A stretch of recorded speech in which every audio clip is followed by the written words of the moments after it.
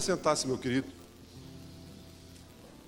É uma alegria muito grande estar com vocês nesse culto de celebração ao nosso Deus. E eu quero dizer a todos vocês que o nosso desejo sincero é que Deus possa estar abençoando a sua vida. E se você está conosco pela primeira vez, sinta-se bem-vindo para juntos celebrarmos ao nome do Senhor. Estamos nesses últimos dias, hoje é a quinta semana que estamos falando a respeito de vencer é possível. Baseada na história registrada no livro de Ruth, um livro do Velho Testamento, que fica logo depois de Juízes e um pouquinho antes do livro de Samuel. E aí na semana passada o pastor David falou a respeito de semeando e colhendo bênçãos. Aprendemos que semear e colher é um princípio universal que pega todas as pessoas em todos os lugares. Tudo que você semear, você vai colher. E se você semear um grão de milho, você vai colher pelo menos uma espiga de milho. Quem é que sabe quantos grãos tem numa espiga de milho? Eu não sei, mas tem um monte. A grande verdade é que quando a gente semeia, a gente sempre vai colher em mais abundância. Por isso que a palavra de Deus ela é rica e é bela, e Ele nos coloca diante de mim e de você um caminho, decisões e escolhas. A nossa vida não está escrita nas estrelas, a nossa vida está escrita baseada nas decisões que tomamos hoje. O homem e a mulher que você vai encontrar daqui a 10, 20, 30, 40, 50 anos, depende do que essa pessoa, o que você fizer hoje. Por isso, hoje eu quero desafiar você a aprender com essa história de Ruth. Do livro, no capítulo de número 13, nós vamos ler do verso 7 ao verso 15, porque Deus nos chama para sermos pessoas extraordinárias. Como ser extraordinário? E o texto registra um fato interessante na vida de um homem. Diz assim, Ruth, capítulo 3, a partir do verso 7. Havendo, pois, Boaz comido e bebido, e estando já de um coração um tanto alegre, veio deitar-se ao pé de um monte de cereais. Então chegou ela de mansinho, Ruth, e lhe descobriu os pés e se deitou. Sucedeu que, pela meia-noite, assustando-se o homem, sentou-se. E eis que uma mulher estava deitada a seus pés. E disse ele, quem és tu? E ela respondeu, sou Ruth, tua serva. Estende a tua capa sobre a tua serva, porque tu és resgatador. Disse ele, bendita sejas tu do Senhor, minha filha. Melhor fizestes a tua última benevolência que a primeira, pois não fostes após jovens, quer pobres, quer ricos. Agora, pois, minha filha, não tenhas receio. Tudo quanto dissestes, eu te farei, pois toda a cidade sabe que és mulher virtuosa. Ora, é muito verdade que eu sou resgatador, mas ainda um outro resgatador há mais chegado do que eu. Fica-te aqui essa noite, e será que pela manhã, se ele te quiser resgatar, bem está, que te resgate. Porém, se não lhe apraz resgatar-te, eu o farei. Tão certo como vive o Senhor, deita-te aqui até amanhã. Ficou-se, pois, deitada a seus pés até pela manhã, e levantou-se antes que pudessem conhecer um ao outro, porque ele disse, não se saiba que veio mulher a ir. E disse mais, dá-me um manto que tens sobre ti e segura-o. Ela o segurou, e ele o encheu com 6 medidas de cevada e lhe pôs às costas. Então ela entrou na cidade. Qual é a pessoa mais extraordinária que você conhece ou já conheceu? Qual é a melhor pessoa que você já conheceu? O texto que acabamos de ler foi escrito, a gente quando lê essa história pensa que a história está acontecendo e alguém está registrando, mas não. Esse texto foi escrito provavelmente entre 50 e 60 anos após essa história ter acontecido. Boaz e Ruth já estavam mortos há muito tempo quando essa história foi registrada. Mas essa história nos mostra, nos ilustra, nos fala de um homem que a sua vida foi um exemplo. Essa história nos mostra o testemunho de alguém que marcou a história. Por quê? Porque ele tinha uma qualidade. A qualidade de ser uma pessoa extraordinária. Deus está dizendo a mim e a você que vivemos em uma geração de pessoas comuns, pessoas ordinárias. E esse ordinária não é palavrão, esse ordinária significa comum, igual. Mas Deus está dizendo a mim e a você que Ele quer forjar, Ele quer levantar uma geração de homens e mulheres extraordinários.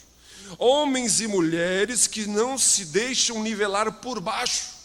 Esse é o maior desafio do Evangelho, um dos maiores desafios do Evangelho. Fazer com que eu e você compreendamos que Deus nos chamou para sermos homens e mulheres extraordinários. Essa pessoa aqui é Boaz. E isso é tão verdade que os melhores estudiosos, teólogos da Bíblia nos dizem que Boaz é um símbolo da pessoa de Jesus.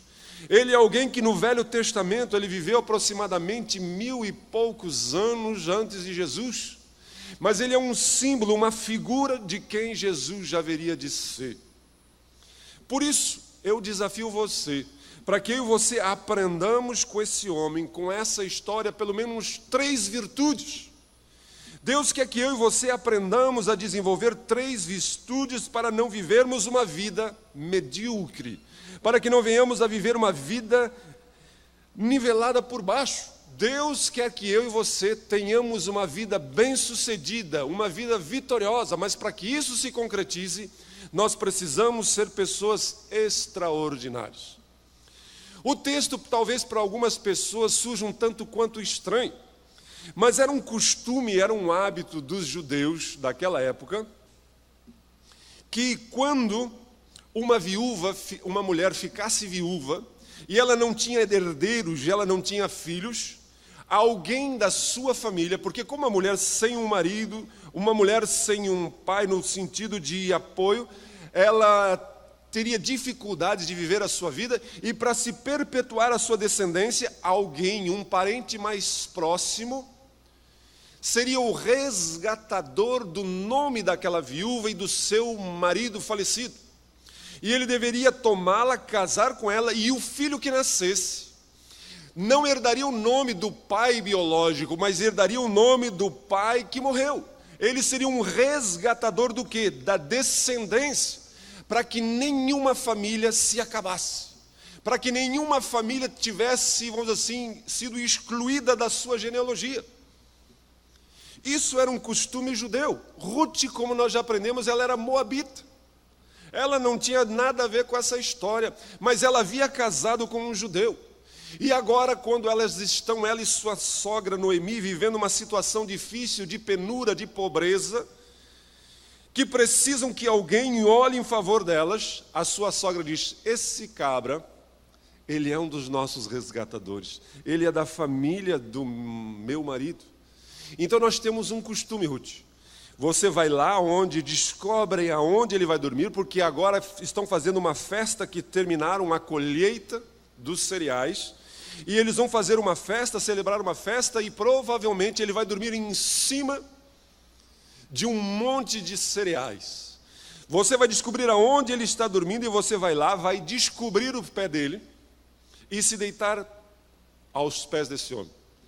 Gente, ela não tinha essa cultura, ela não entendia nada, ela não sabia para quê, mas se é para fazer isso, foi e fez.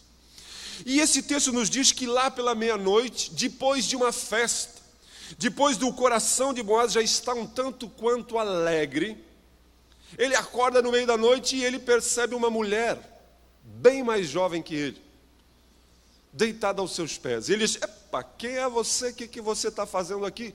Porque mulher não devia entrar na eira, era só para os homens. E ela diz: eu sou Ruth, aquela que a gente já bateu um papinho aí de dias, esses dias aí. E eu estou aqui, e eu quero que você seja o meu resgatador. E daí se desenrolou toda essa história que acabamos de ler. Mas eu quero salientar com vocês 3 virtudes para que um homem, para que uma mulher seja considerada uma pessoa extraordinária. A primeira coisa que se sobressai na vida de Boaz é a sua integridade. A palavra integridade vem do latim e ela significa estar inteiro. É algo completo, é algo cheio, é algo sem falhas. Integridade para nós, ela tem o sinônimo de retidão, de honra, de uma pessoa justa. Se você pensar o antônimo, se você pensar o inverso, Você vai entender melhor o que é integridade, porque você, quando imagina algo fragmentado, algo quebrado, quando você percebe algo dividido, e numa linguagem popular a gente olha para uma pessoa e diz assim: aquele lá tem duas caras. O que a gente está querendo dizer com isso? Que aquela pessoa não tem integridade.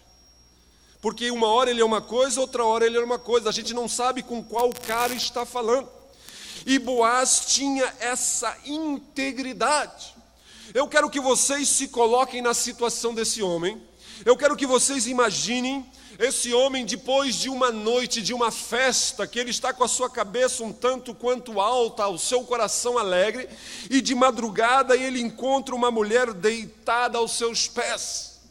Uma mulher totalmente desprotegida. Ele teria todas as desculpas do mundo, ele teria todas as razões para se aproveitar dessa situação. Ele poderia dizer: não, eu estava bêbado, eu estava meio tonto, eu não sei o que eu estava fazendo. Ele poderia usar todas as desculpas para se aproveitar dessa mulher sexualmente falando, porque foi ela que foi o procurar. Mas o texto nos diz que ele se manteve íntegro. Ele se manteve em honra em pelo menos duas situações. Primeiro, porque ninguém estava vendo nada. Gente, isso estava acontecendo no escuro, no meio do campo, às escondidas. O maior desafio da nossa integridade é esse. O maior desafio para eu e você vivermos a integridade é quando ninguém está olhando para nós. É quando nenhum olho está em cima de a gente. Para alguns, eles conseguem viver uma integridade parcial. Se você fosse tirado da sua família, se você estivesse longe da sua esposa, longe do seu esposo, longe dos seus pais, longe dos irmãos da igreja, longe do seu pastor, longe dos seus amigos, num lugar que ninguém lhe conhecesse, como seria a sua integridade? Como você seria? Você se permaneceria íntegro às escondidas? A primeira coisa que nós precisamos entender para podermos vivermos uma integridade às escondidas, longe de todos os olhos de todas as pessoas que nos conheçam, é que a primeira coisa que eu e você precisamos entender é que nós não podemos esconder nada dos olhos de Deus. Nada está escondido dos olhos de Deus. A Bíblia diz que o segredo mais secreto nessa terra, o segredo mais enterrado, mais escondido, ele é um escândalo no céu. Todos as milhares e milhares de anjos sabem, os santos sabem, Deus Pai, Deus Filho, Deus Espírito Santo sabe. Então aquilo que você e eu pensamos que estamos escondidos e ninguém vai saber, dos nossos gestos, das nossas ações, das nossas palavras, dos nossos pensamentos, é um livro aberto no céu. Por isso, nós precisamos aprender que Deus nos chama a uma caminhada de integridade, tanto pública, tanto diante de conhecidos, como às escondidas.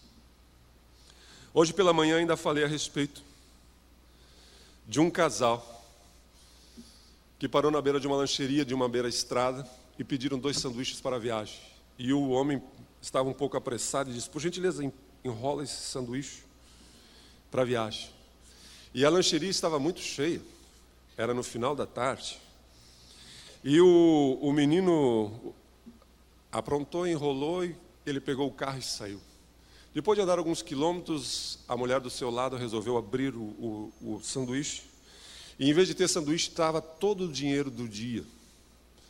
Porque o dono daquela lancheria tinha o hábito de tirar o dinheiro do caixa e enrolá-lo com um papel de embrulho para que, se algum ladrão batesse, não levasse. E o menino ali se perdeu, em vez de entregar o sanduíche, entregou. E aquele homem, então, tenho que devolver. Voltou. E quando ele chegou naquele restaurante, naquela lancheria, o dono estava muito bravo e descarregando toda a sua indignação em cima do seu funcionário. Mas quando aquele homem chegou e disse, não, senhor, não xinga o menino, está aqui, eu trouxe de volta. Mas, meu Deus do céu, o senhor é um homem muito correto, você é um homem muito íntegro. Não, mas eu estou muito agradecido.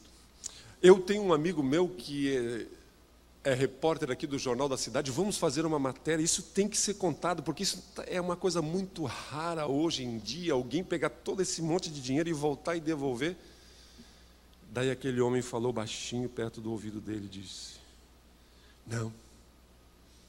não pode tirar foto nem falar nada, porque essa mulher que está comigo não é a minha esposa.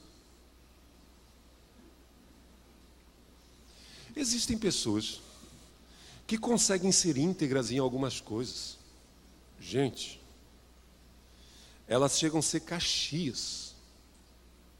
Elas chegam a ser extremamente rígidas. Mas existem áreas na sua vida que, quando estão escondidas, elas não estão plenas. Elas são fragmentadas. Elas não percebem a realidade de que estão vivendo uma integridade parcial. Deus está chamando a mim e a você a não vivermos uma vida hipócrita. Existem muitas pessoas que, na presença dos seus conhecidos, na presença das pessoas que sabem quem Ele é, eles andam de uma maneira. Eles agem de uma maneira correta, de uma maneira honesta, mas quando saem da presença, agem de uma forma diferente. Integridade é você não agir hipocritamente, é você agir sempre da mesma forma em todos os lugares e de uma forma correta e honesta. É isso que nós estamos percebendo. Boaz está nos ensinando uma lição de que ele tinha nas suas mãos a oportunidade de que ninguém nunca saberia. E ainda mais, ninguém acreditaria na palavra de uma mulher, porque ele era um homem rico, bem-sucedido. E ele estava dentro da sua propriedade. Quem ia poder? Mas ele se manteve íntegro. Deus está dizendo a mim e a você que nós precisamos nos colocar numa situação parecida como essa.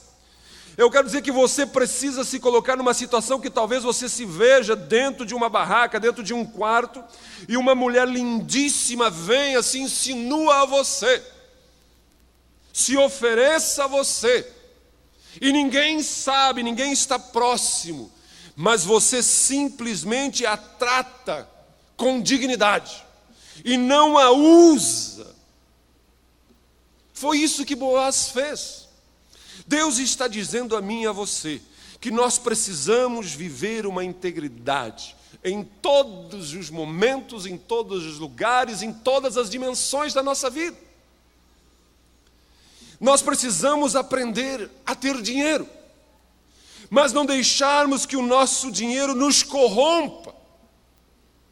Nós precisamos aprender a lidar com o poder, com a autoridade, com o status, e não permitir que isso nos embriague e faça com que a gente fique metido a besta, arrogantes, metidos, prepotentes, porque somos agora o doutor, o senhor, o seu fulano de tal. Deus está dizendo que integridade é você saber lidar com a dimensão do sexo, sem se deixar ser corrompido, destruído por isso. Infelizmente, existem muitas pessoas que estão se deixando levar. E muitas vezes, elas são íntegras parcialmente falando, mas as escondidas, diante da tela de um computador, diante dos seus negócios, lá no seu ambiente de trabalho, lá quando nem mesmo as câmeras de vigilância, lá quando não tem ninguém que o conheça, eles são outra pessoa. Contam a história de um pastor de uma igreja modesta, que foi presenteado com uma viagem para fazer um seminário na Europa. Aquele pastor de uma igreja simples, modesta, conhecido pela sua dureza com que pregava os valores e principalmente algumas coisas para a sua igreja, agora se vê fazendo uma viagem para a Europa, 12 horas em um avião. E ele sabia que nenhum dos seus congregados nenhuma das pessoas do seu ciclo de influência estariam naquele lugar, muito menos indo para a Europa. Porque vinha de uma comunidade pobre, necessitada, e ele estava num ambiente que ninguém o conheceria. E quando nessa viagem, as aeromoças comissárias de bordo começaram a servir, ele percebeu que eles serviam doses de whisky. E ele aproveitou para tomar uma, dois, toma 3, toma 4. E lá pelas alturas, são 12 horas de viagem daqui até a Europa, ele já estava alto do chão. Mas, afinal de contas, ninguém sabia que eu sou pastor mesmo. Era o que ele pensava. Quando a aeromoça está passando por ele, diz assim: mais um Scott, por gentileza. Ela bota a mão no seu ombro e diz: pastor, eu acho que chega.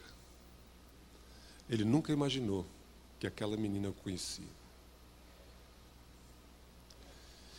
Deus está dizendo a mim e a você que pessoas extraordinárias são pessoas que vivem uma integridade plena, completa.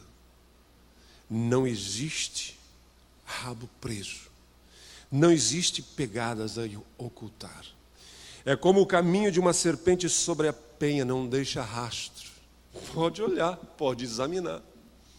Quer olhar, quebrar, como é que se diz aí agora, meu sigilo fiscal, meu sigilo bancário, meu sigilo telefônico, o meu sigilo do meu computador, não dá nada.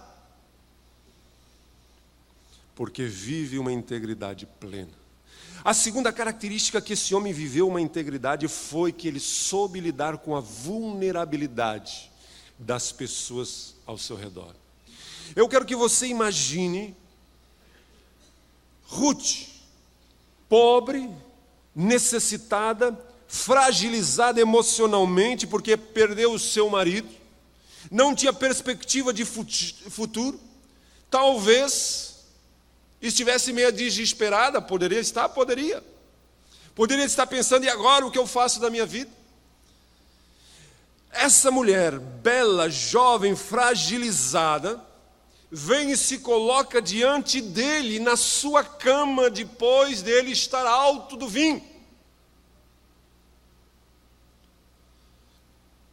Ele tinha nas suas mãos o poder de manipular. Ele tinha nas suas mãos o poder de abusar da fragilidade dela. Ele tinha o poder de usá-la ao seu bel prazer. Mas ele preferiu abrir mão disso. Ele viu a vulnerabilidade de Ruth, mas ao invés de abusar, de se aproveitar, ele a abençoou, ele a honrou, ele a tratou com dignidade. Essa é a dimensão que nós precisamos ter como homens e mulheres de Deus, e principalmente quem exerce uma função de liderança, quem exerce uma função de chefia, quem é autoridade, quem é patrão. Porque existe muitas pessoas que estão abusando da vulnerabilidade daquelas pessoas que se aproximam dele. Onde está a sua integridade?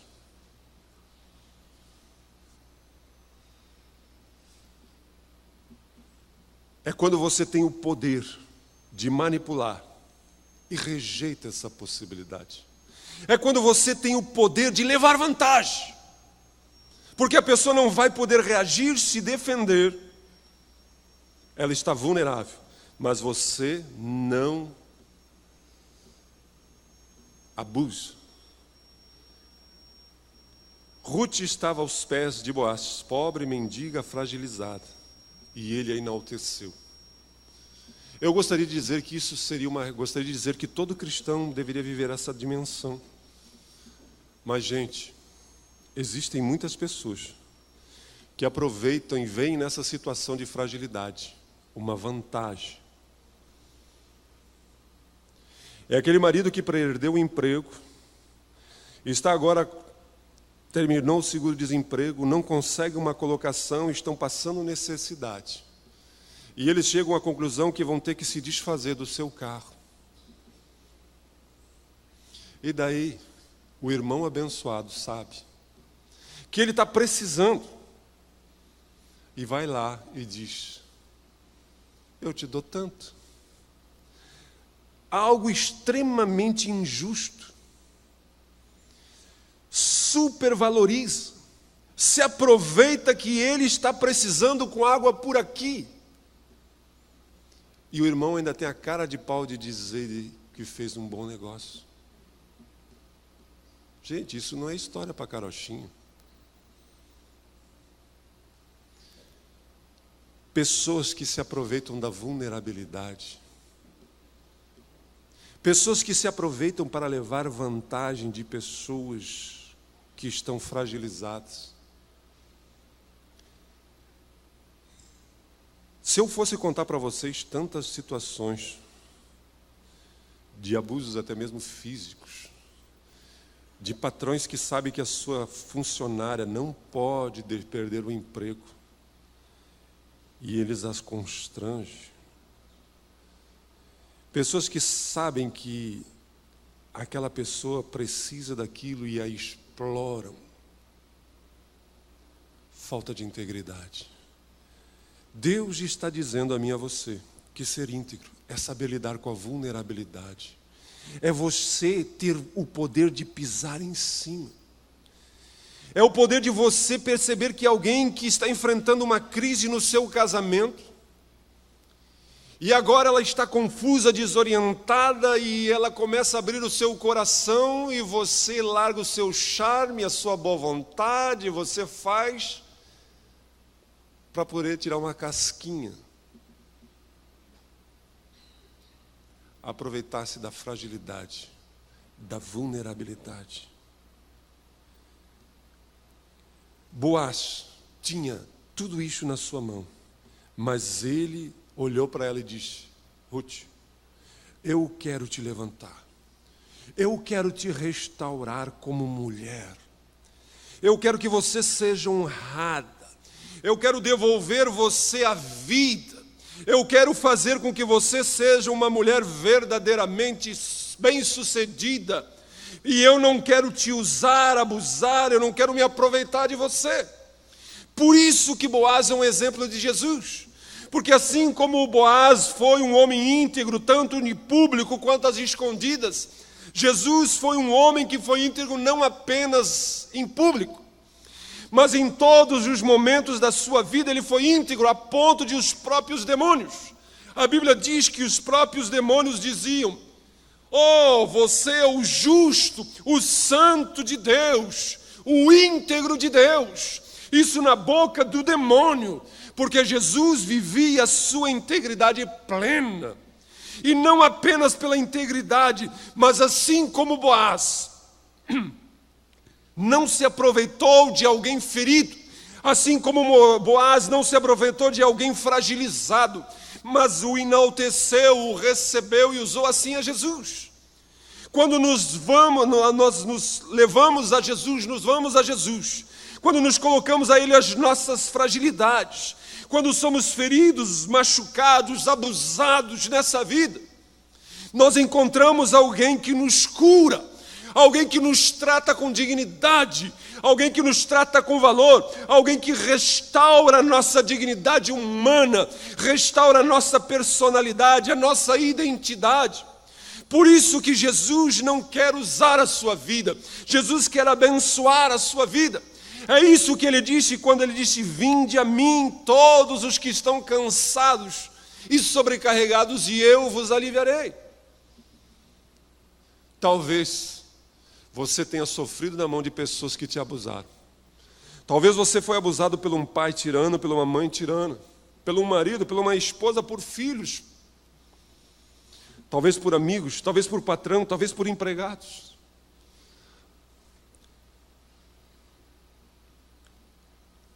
Mas em Jesus, você nunca vai ser abusado. Em Jesus você nunca vai ser usado. Em Jesus você vai ser restaurado, você vai ser curado, para que você possa se levantar e recomeçar e retomar a sua vida. Então aprendemos com esse homem que pessoas extraordinárias são pessoas íntegras. Pessoas que não têm duas caras, pessoas que não têm nada escondido na sua vida, Pessoas que são abertas, porque têm consciência que a sua vida nunca vai estar escondida diante dos olhos de quem importa. Porque o que importa não é se a minha esposa está vendo o que eu faço ou deixo de fazer. O que importa é o que o meu Deus está vendo na minha vida.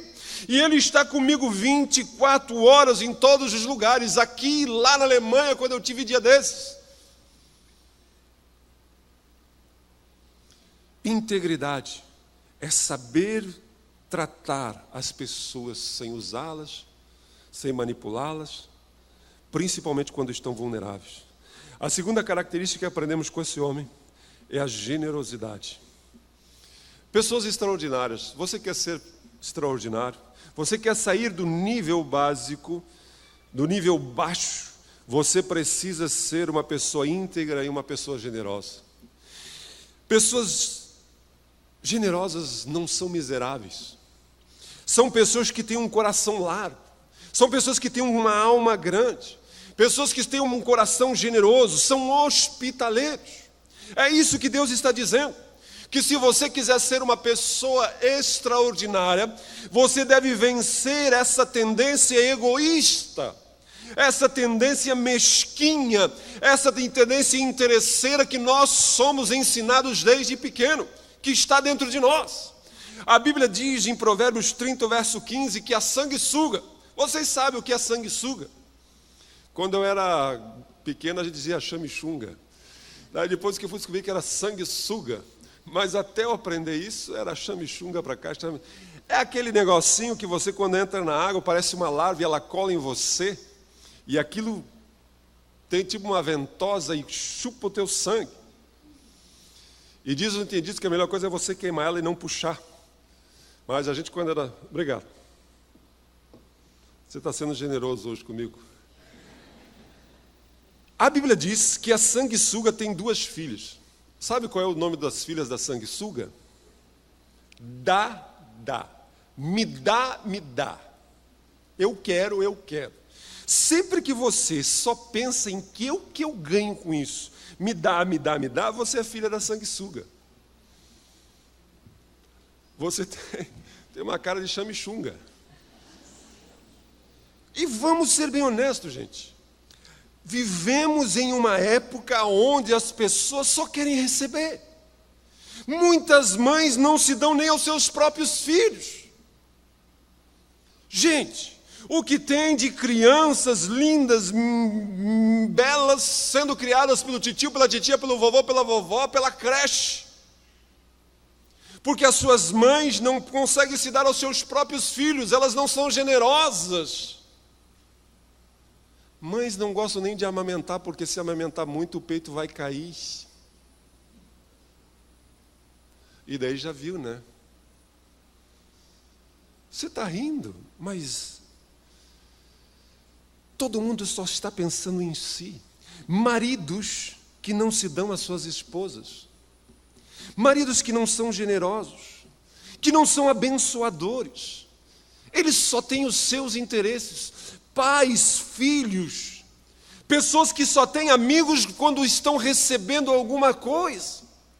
Verdadeiros amigos da onça, porque não se dão a ninguém, só querem receber. Cristãos que não se entregam a Deus, estão sempre com o pé na defensiva, estão sempre com medo de que Deus vai exigir alguma coisa a mais deles e vai cobrar alguma coisa deles. Então eles estão sempre com o pé atrás.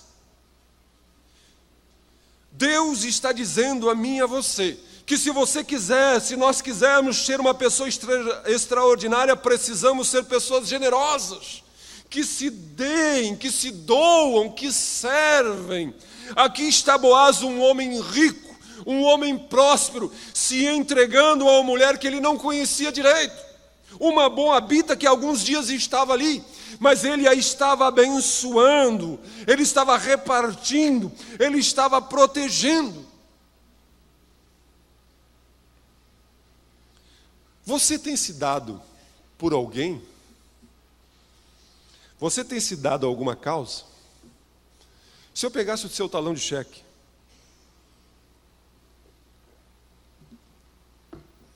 o seu extrato do seu cartão dos últimos meses, tirando o seu filho, tirando a sua esposa, e o governo, que o governo pega sempre, com quem você gastou dinheiro?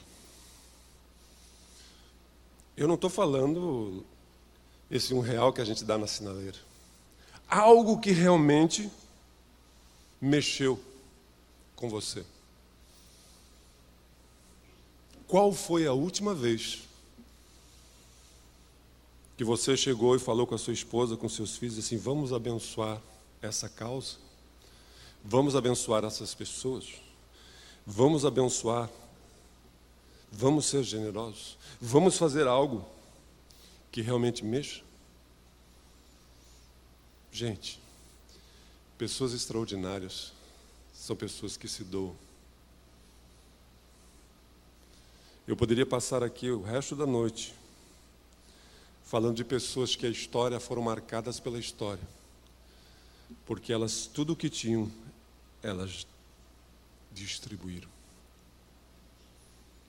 Eu poderia falar de meu pai que entrou no ministério, e quando entrou no ministério ele tinha uma boa casa, ele tinha um bom sítio, ele tinha uma construtora que na época tinha 70 funcionários, ele tinha um táxi na praça, e quando ele saiu do ministério, ele não tinha uma casa para morar. Vocês conhecem a história, porque ele deu tudo o que recebeu, ele reinvestiu. E ainda dia desse eu fui na formatura dos meninos, ali na igreja do Isaías Figueiró, e uma pessoa veio me cumprimentar. Enquanto nós estávamos falando, uma terceira se aproximou e ele me apresentou e disse, esse aqui é filho do Zelão, do Zecão. E se parou a falar do meu pai, que eu fiquei constrangido de tanto que elogiou o meu pai. E eu não estou falando isso porque ele é meu pai, mas porque eu aprendi com meu pai a ser generoso. Pessoas extraordinárias. E vou dizer uma coisa para você. Se você morrer e deixar muito dinheiro para os seus filhos, muitas posses para os seus filhos, e você não os ensinou a ser generosos, sabe o que vai acontecer? Eles vão brigar. Alguns vão se odiar. Mas agora vocês verem você ser generoso. Foi uma lição que eu e meu irmão aprendemos. Não que o pai deixou, não deixou nada de herança. Mas a grande verdade é que nós aprendemos a generosidade. Você quer ser uma pessoa extraordinária? Não seja mesquinho. Eu vou dizer uma coisa aqui que me perdoem, isso é até ridículo. Mas eu já fui em situações que pessoas que vão em festas, que sabem que tem que pagar, e eles conseguem esquecer a sua comanda com todas as suas contas para um outro pagar. Quando eu estou falando de esquecer, me perdoe, não é que ele esqueceu, não. Porque não é uma coisa deixada, é uma coisa deliberada. Se puder comer de graça, come de graça. Se puder passar para trás, passa. Gente, Deus está chamando homens e mulheres para serem generosos. Homens e mulheres para serem íntegros. Homens e mulheres que não são miseráveis, que têm um coração largo. Ah, mas eu não tenho dinheiro. Não precisa ter dinheiro para ter um coração generoso. Não precisa ter posses para ter uma alma grande. É preciso ter a disposição. E por fim, a última virtude, a terceira virtude que aprendemos com esse homem, depois da integridade, da generosidade, é a sua lealdade. O texto nos diz que Ruth vem, descobre os seus pés e disse, eu quero que você seja o meu resgatador. E ele disse, é verdade, eu sou parente distante do seu marido. Mas existe um detalhe. Existe um outro parente que é mais chegado. Porque a lei dizia que a ordem do resgatador deveria ser a mais próxima possível. Se a viúva fosse do irmão, o irmão deveria resgatar. Se não tivesse irmão, deveria ser o parente mais próximo, mais próximo. Provavelmente Boaz deveria ser um primo segundo. E tinha um primo primeiro. E ele diz assim, olha, eu quero que você entenda que eu quero te resgatar, eu quero te ajudar e eu vou fazer isso. Mas existe um detalhe. Existe uma outra pessoa que está na frente. Meus irmãos, se existe hoje uma dificuldade grande de nós vivermos, é a lealdade. Lealdade, ela não é algo espontâneo, não é como paixão, como você se apaixona por alguém, você ama alguém, você está andando aí, um dia olha para alguém e diz assim, estou amando, estou gostando, fui lá e ficou tão... Não, lealdade não é um sentimento. Lealdade é uma coisa que não é barata, ela é um resultado de uma decisão consciente, de você assumir os seus compromissos, e isso muitas vezes custa caro. Lealdade. E lealdade não é aquela obrigação que você faz com medo das consequências, que você faz porque se pudesse fazer de outro jeito faria. Não, lealdade é uma escolha. Você decide ser leal aos seus compromissos. O que existe de pessoas que não são leais, não são totalmente desleais ao seu patrão, à sua empresa. A minha filha, uma das minhas filhas, está trabalhando numa empresa, e as suas colegas, eu digo assim, minha filha, você sabe, e graças a Deus a minha filha tem conseguido. O que tentam fazer a sua cabeça para ser desleal, porque sabem que a empresa não bota para a rua. Então, doente, todo mundo fica doente no mínimo 2, 3 vezes por mês. Doar sangue, se pudesse doar sangue toda semana, doavam sangue toda semana. Se pudesse enterrar a mamãe, o papai, para poder faltar, faltariam. Pessoas desleais a um compromisso. Gente, ninguém te obrigou a trabalhar na empresa que você está trabalhando. Mas se você concordou e você não cumpre, você é desleal. Ninguém te obrigou a ser membro de uma igreja. Mas se você fica queimando o filme da sua igreja, você é desleal. Ninguém te obriga a fazer um monte de coisa, mas se você assume um compromisso e você é desleal. Esse homem, ele teve que abrir mão, porque ele queria ficar com Ruth. O seu coração já estava enamorado com Ruth. Mas ele disse, Ruth, eu por mim eu casava contigo hoje, mas existe uma outra pessoa. E se essa outra pessoa quisesse casar com Ruth? E se essa outra pessoa se engraçasse de Ruth também? Ele sabia que a sua lealdade custaria um preço. Ele sabia que a sua lealdade exigiria dele um sacrifício. Quantas vezes, meus irmãos, nós percebemos pessoas que são amigos, amiguíssimos, e começam a caminhar junto e daqui a pouco acontece uma dificuldade, uma diferença. Mas se você é uma pessoa íntegra, se você é uma pessoa extraordinária, mesmo que você não caminhe com ela, você vai ser leal à amizade que você teve um dia com ela.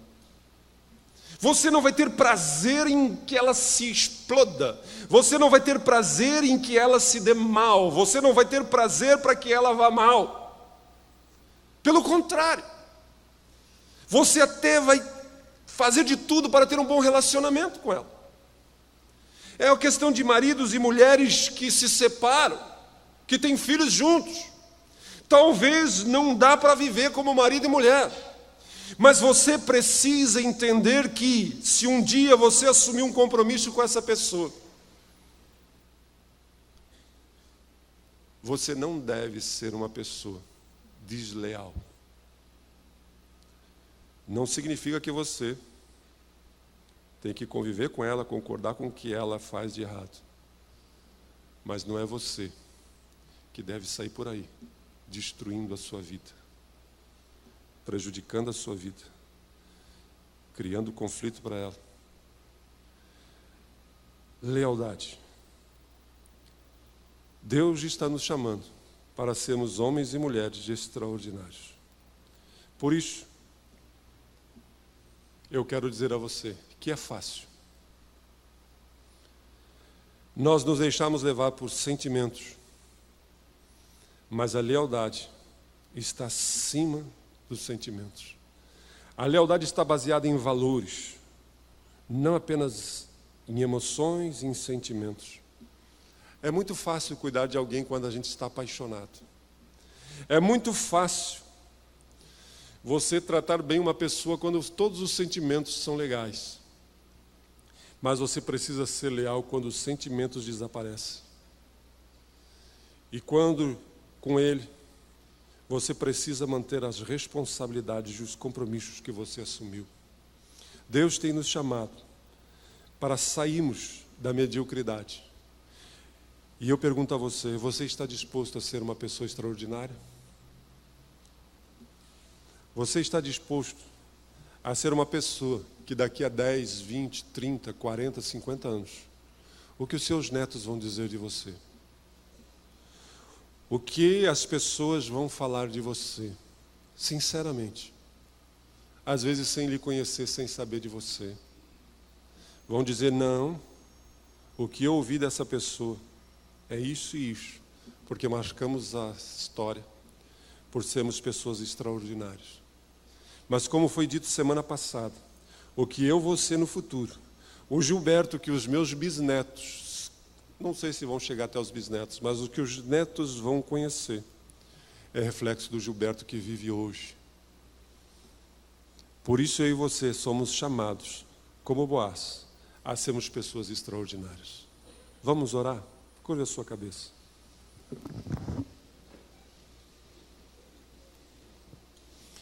Eu quero dizer a você que talvez você tenha sofrido na mão de pessoas que não foram leais a você. Talvez você tenha sido machucado, ferido pelos reveses da vida, por pessoas que não foram íntegros, que te traíram, que te feriram, que te abandonaram, que mentiram para você.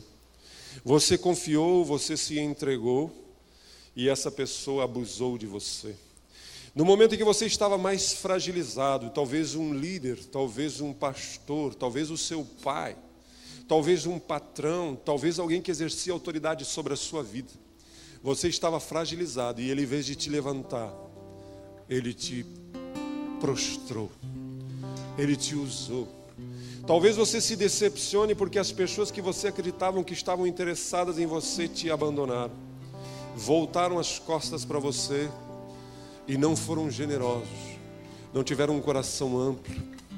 Talvez você tenha enfrentado dificuldades na sua vida e isso te leva a ter dificuldades em se entregar a Deus. Isso te leva a ter dificuldade de confiar a sua vida a Jesus. Mas essa noite eu quero dizer a você que assim como Boaz foi extremamente generoso, íntegro com Ruth, Jesus Cristo quer tomar a sua vida, quer curar a sua alma, quer restaurar a sua confiança, quer que você possa perceber a realidade de que existe uma vida diferente. E eu gostaria de orar com você, que gostaria de convidar Jesus, entra na minha vida, me dá graça. Talvez a sua maior luta não seja apenas para ser curado, mas para ser uma pessoa íntegra.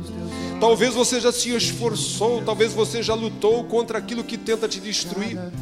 Talvez você ama a sua esposa perdidamente, você ama o seu marido perdidamente, mas existe uma força que te leva a viver situações que você ficaria com vergonha se eles descobrissem. Talvez existam áreas na sua vida que você escondeu, enterrou tão fundo. Mas eu quero dizer a você que Deus está querendo chamar você a uma nova vida.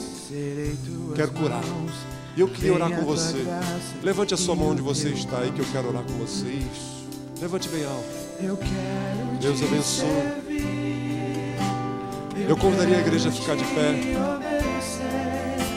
Viver tua vontade, refletir tua verdade, te honrar com minha vida, em tudo te adorar, mestre, amigo, amado Jesus. Feche os seus olhos agora. Coloque a sua mão sobre o seu coração. E agora fale com Deus. Pai, eis aí a vida dos teus filhos. Tu conheces a realidade de cada um deles. Tu conheces aqueles que foram feridos, machucados, aqueles que lutam, Pai, para viver uma vida íntegra, até querem, até se esforçam, mas existe algo que os puxa, existe algo, Pai, que os leva, algo que os controla. Mas agora, em nome de Jesus, traz libertação, que possamos ter a nossa vida aberta, transparente, que tenhamos uma consciência livre, pura, honesta, justa. Nos ajuda, sustenta, traz cura agora, Pai. Traz cura agora ao teu filho, à tua filha, aquele que foi abusado, machucado, aquele que foi, Senhor, levado por uma vulnerabilidade a ser humilhado. Mas em nome de Jesus, restaura.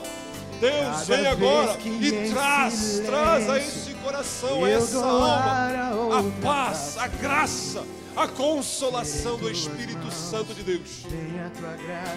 E nós queremos ser instrumentos de Deus, homens e mulheres extraordinários. Eu quero te servir, eu quero te obedecer, viver tua vontade, refletir tua verdade, te honrar com minha vida, em tudo te adorar. Mestre, amigo, amado Jesus,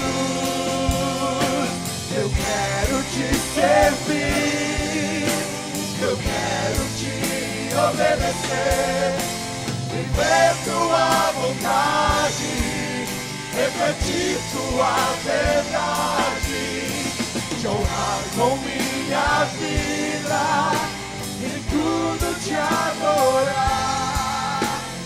Mestre, amigo, amado Jesus. Não importa o que as pessoas digam de nós, não importa os tapinhas que nós recebamos nas costas, a única opinião que importa é a opinião dos céus. É o que é dito de mim e de você nos céus. E que eu e você tenhamos a graça de vivermos a nossa vida na presença do Senhor, de maneira que saibamos que temos um Deus que nos acolhe, que nos sustenta, que nos cura, que nos abençoa. Que eu e você possamos viver essa nossa vida de uma forma extraordinária. E que possamos deliberadamente, um dia olharmos para trás e dizer: valeu a pena. Quero dizer a você que levantou a sua mão, que quer saber mais a respeito de Jesus. Procure esses queridos que estão com esse colete cor de laranja. Eles vão lhe dar uma literatura, um CD, para que você leve para casa, leia e saiba mais a respeito do projeto de Deus para você. Saiba que Deus quer que você viva uma vida de vitórias. Não volte para casa sem essa literatura. Participe de todas as nossas atividades. Meus queridos, no ano que vem, de dia 27 de abril a 8 de maio, nós queremos fazer um grupo aqui na igreja, uma caravana para irmos a Israel, conhecer a terra prometida, os lugares onde Jesus palmilhou. Estaremos 2 dias na Itália, conhecendo o Coliseu Romano, as Catatumbas, e 8 dias em Israel. Se você quiser ir conosco, quiser saber mais informação, me procure, fale conosco. Precisamos de no mínimo 20 pessoas. Hoje pela manhã nós conseguimos fechar o grupo de 20. Nós podemos levar de 20 a 40 pessoas. Se você quiser ir, vai ser um passeio muito lindo. Estamos juntos no lugar onde Jesus e os seus discípulos caminharam. Pai, leva-nos aos nossos lares guardados e protegidos. Dai-nos uma semana onde possamos andar na presença do Senhor com integridade. Dai-nos um coração generoso. Dai-nos um coração abençoador.